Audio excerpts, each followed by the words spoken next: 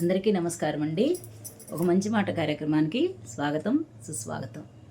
ఈరోజు మనం ఒక చక్కని సంస్కృత సూక్తిని చెప్పుకుందాం. విద్వాన్ సర్వత్ర పూజ్యతే, అంటే ఎవరైతే పండితుడో అతడు అన్ని చోట్ల చక్కగా పూజింపబడతాడు అనేటటువంటిది. ఇదందరికీ మనకు తెలిసిన విషయమే కదండి.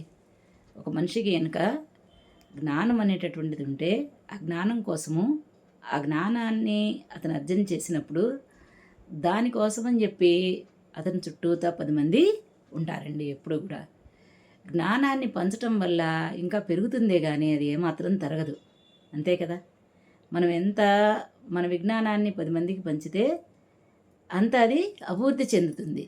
అలాగే మనకి పద్యం కూడా ఒకటి ఉందండి. ఎవరు దొంగలు ఎత్తుకుపోరు, దొరలు తీసుకుపోరు. దానివల్ల జ్ఞానాన్ని పంచటం వల్ల ఎటువంటి నష్టము మనకి లేదు.